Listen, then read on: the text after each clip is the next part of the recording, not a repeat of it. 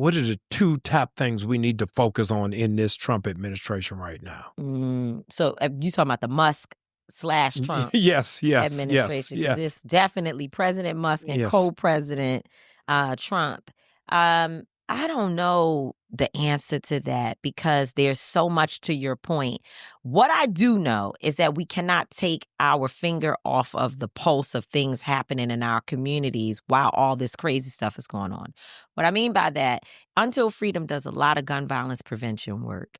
We can't stop doing that work. Yes. Because we done, shifted our attention to what's going on in Washington, D.C. And the next thing you know, the shootings are rising in the places where we work, like New York City and Newark, New Jersey. We can't do that. So we have to find this balance of maintaining the everyday local politics of our communities while also looking at what's happening nationally. I am of the belief, and this is why I appreciate that no matter what the naysayers, people all over you telling you don't do a fast, don't be involved in a boycott. If we listened to some of our the people telling us don't. They will tell you'll be in a state of paralysis forever. Yeah. I believe that one of the strongest points of resistance that we have right now is to take our money and hold it away from people who support or are cowering to, because they say, oh, not all corporations support Trump. They just don't want to be. No problem. You don't have to want to be, but I don't have to want to work with you. That's right. To figure out where you truly stand. Why do I have to give my money to a corporation that's following a fascist administration, an authoritarian government? Why do I have to do that? No. I don't have to get, and by the way, I can go take my money over here where they're actually saying, I stand with you. So what you're telling me is I still got to fly on this airline that says they're getting rid of all their diversity, equity, and inclusion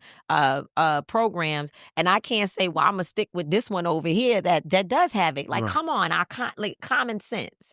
So I don't know what the two issues are because I care about women, and women are under attack.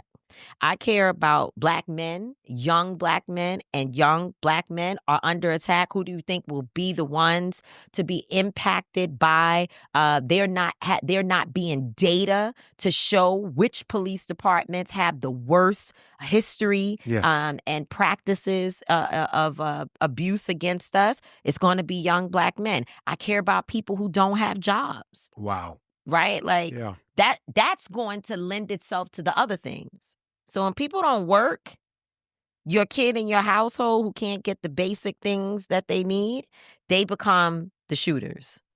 Yeah, I think different than the civil rights model under this Musk-Trump administration, we have to get in a room and say, people pick a lane. Pick one lane, It ain't no civil rights leader.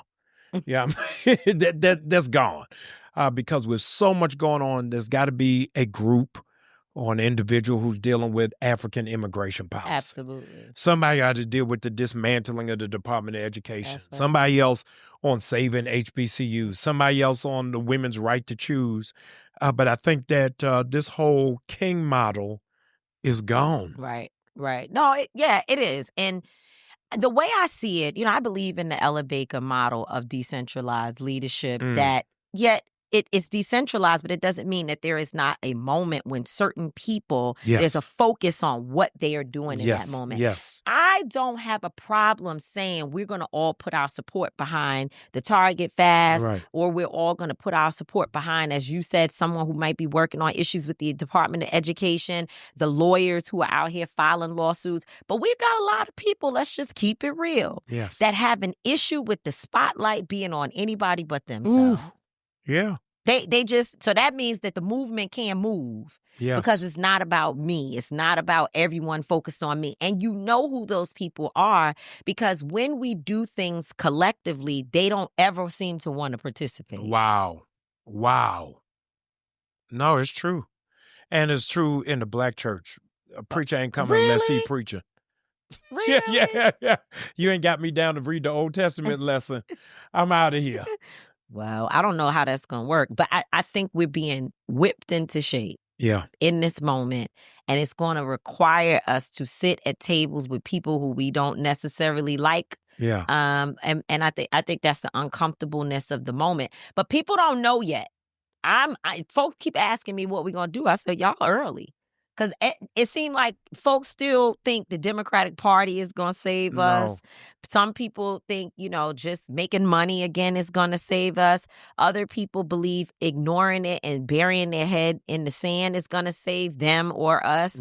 None of those things are going to work. We're going to have to lean all the way in.